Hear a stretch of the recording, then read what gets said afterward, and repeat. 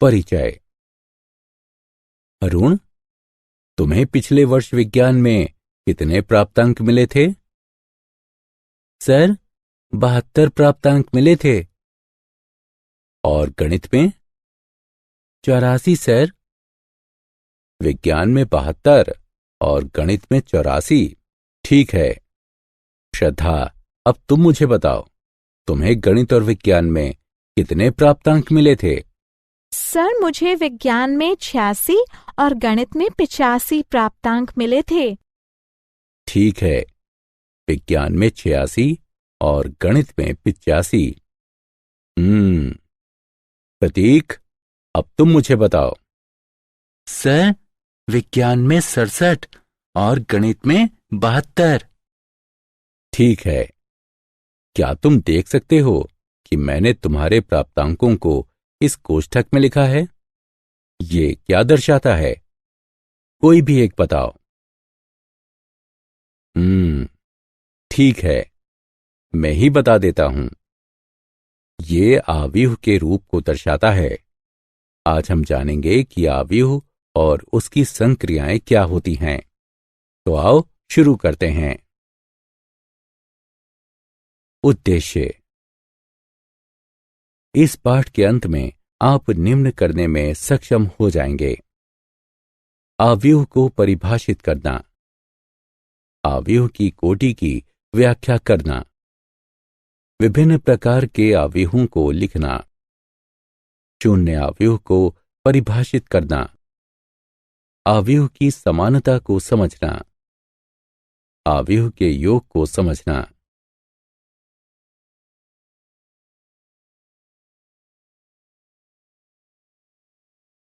आव्यूह की परिभाषा। एक आव्यूह स्तंभों तथा पंक्तियों में आंकड़ों को व्यवस्थित करने का एक तरीका है। एक आव्यूह को कोष्ठकों के भीतर लिखा जाता है। एक आव्यूह के प्रत्येक पद को एक प्रविष्टि कहा जाता है। इस आव्यूह की तरफ देखिए। इसमें 2 पंक्तियां तथा 3 स्तंभ हैं। निम्न आव्यूह की प्रविष्टियां हैं 2 घटा 5, 10 घटा 4, 19 और 4।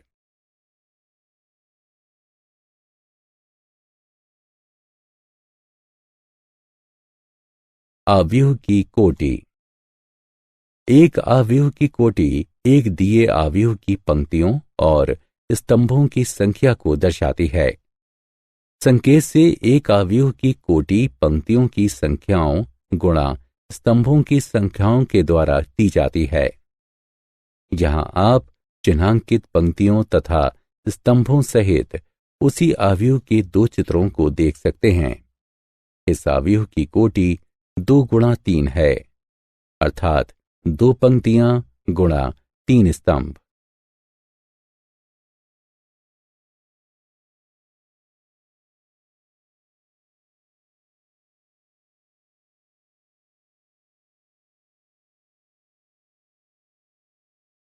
आव्यूह संकेतन।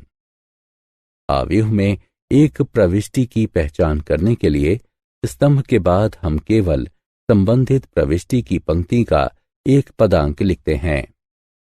आव्यूह ए में द्वितीय पंक्ति तथा तृतीय स्तंभ की एक प्रविष्टि को निरूपित करने के लिए हम A23 लिखते हैं।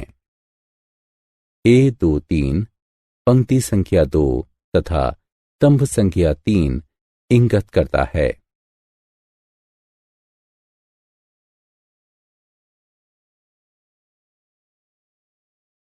स्तंभ और पंक्ति आव्यूह। स्तंभ आव्यूह यानी कॉलम मैट्रिक्स। आव्यूह जिसमें केवल एक स्तंभ होता है स्तंभ आव्यूह कहलाता है। स्तंभ आव्यूह का उदाहरण।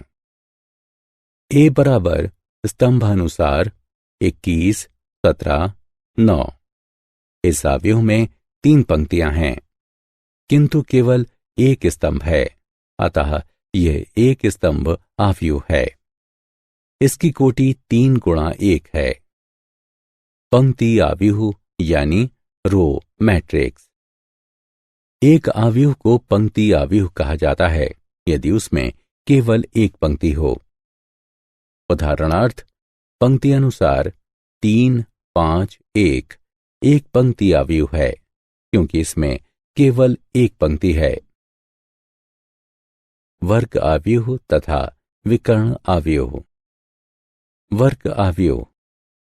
एक m गुणा n आव्यूह a को वर्ग आव्यूह कहा जाता है यदि m बराबर n हो, यानी पंक्तियों की संख्या बराबर स्तंभों की संख्या हो। उदाहरणार्थ, 3 गुणा 3 कोटि वाला a एक वर्ग आव्यूह है। विकर्ण आव्यूह। एक विकर्ण आव्यूह में विकर्ण के ऊपर तथा नीचे के सभी अवयव शून्य होते हैं। उदाहरणार्थ, b एक विकर्ण आव्यूह है।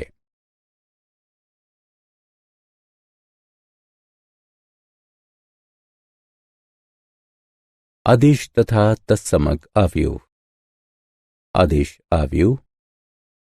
एक विकर्ण आव्यूह जिसमें विकर्ण के सभी अवयव समान होते हैं अदिश आव्यूह कहलाता है। इस आव्यूह को देखें, यह एक समान विकर्ण अवयवों वाला विकर्ण आव्यूह है, अर्थात 7। अतएव यह एक अदिश आव्यूह है। तत्समक आव्यूह। एक वर्ग आव्यूह जिसके विकर्ण के सभी प्रमुख अवयव एक होते हैं तथा शेष अन्य सभी अवयव शून्य होते हैं, तत्समक आव्यूह कहलाता है। तत्समक आव्यूह को इकाई आव्यूह अथवा प्रारंभिक आव्यूह भी कहा जाता है। तत्समक आव्यूह को शब्द in गुणा n से निरूपित किया जाता है, जहां n गुणा n आव्यूह की कोटि को दर्शाता है।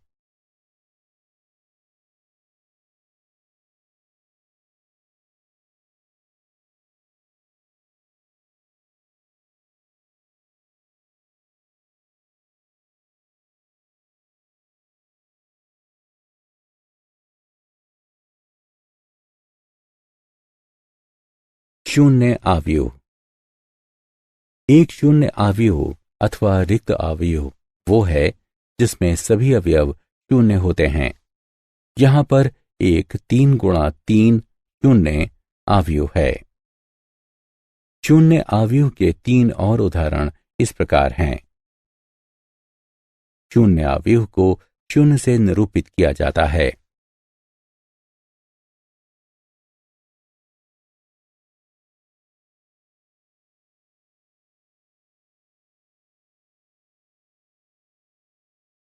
आव्यूह की समानता। दो आव्यूह एक समान होते हैं यदि उनकी कोटि समान हो तथा संगत अवयव समान हो।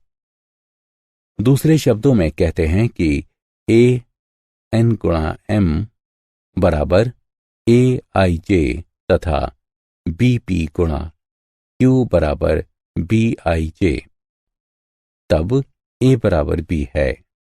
यदि और केवल यदि n बराबर p, m बराबर q तथा परिसर में सभी i और j के लिए a i j बराबर b i j हों।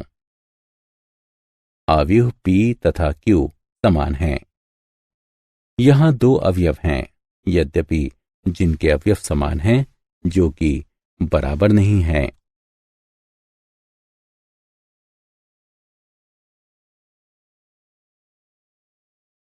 समान आव्यूह के उदाहरण। दिया गया है कि निम्नलिखित आव्यूह समान हैं। x, y तथा z का मान ज्ञात कीजिए। दो आव्यूहों के लिए उनका परिमाण तथा आकार समान होना चाहिए तथा उन्हीं स्थानों पर वही मान होने चाहिए। यह हम कह सकते हैं a1 1 b1 1 के बराबर होना चाहिए, a1 2 b1 2 के बराबर होना चाहिए तथा इसी प्रकार आगे भी।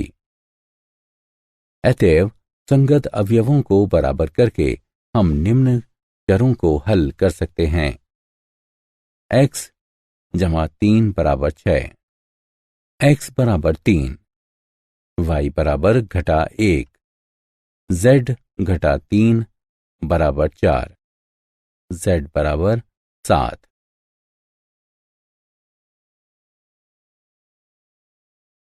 आव्यूह का योगफल।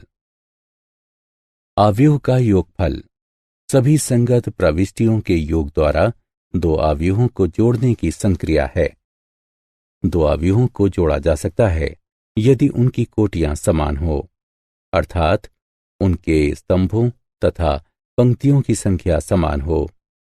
आइए इन आव्यूहों को जोड़ते हैं। हमें प्रविष्टियों के युग्मों को जोड़ना होता है तथा फिर अंतिम उत्तर के लिए सरलीकृत करना होता है।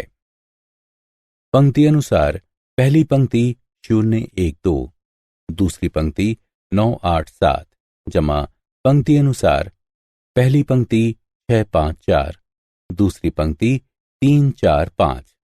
अतः इसी तरह इसे आगे हल करने पर हमें पंक्ति अनुसार पहली पंक्ति 6 6 6, दूसरी पंक्ति 12 12 12 प्राप्त होता है।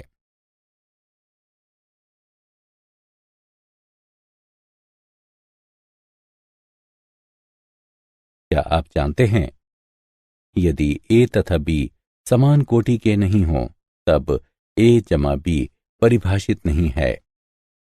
उदाहरण के लिए यदि a बराबर है पंक्ति अनुसार पहली पंक्ति 2 3, दूसरी पंक्ति 1 0, b बराबर है पंक्ति अनुसार पहली पंक्ति 1 2 3, दूसरी पंक्ति 1 0 1, तब a जमा b परिभाषित नहीं है।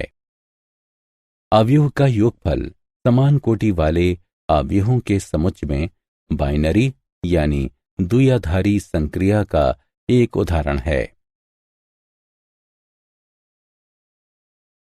सारांश। आइए हमने जो कुछ सीखा है उसे संक्षेप में दोहराएं। एक आव्यूह फलनों या संख्याओं की एक क्रमित आयताकार सारणी है। एक आव्यूह जिसमें m पंक्तियां तथा n स्तंभ होते हैं m गुणा n कोटि का आव्यूह कहलाता है। aij m गुणा एक स्तंभ आव्यूह है।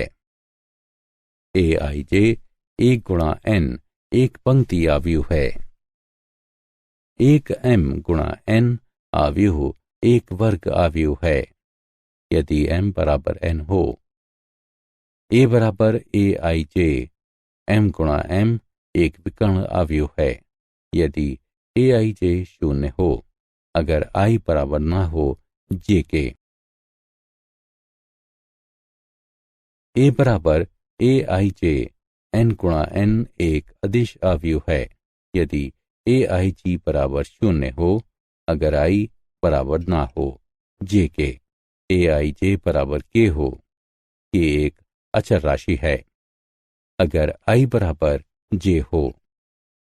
a बराबर aij n गुणा n एक तत्समक आव्यूह है यदि aij बराबर 1 हो, अगर i बराबर j aij बराबर 0 हो, अगर i बराबर ना हो j के। एक शून्य आव्यूह के सभी अवयव शून्य होते हैं। a बराबर aij बराबर bij बराबर b है यदि a तथा b समान कोटि के हों और i तथा j के सभी संभव मानों के लिए aij बराबर bij हो।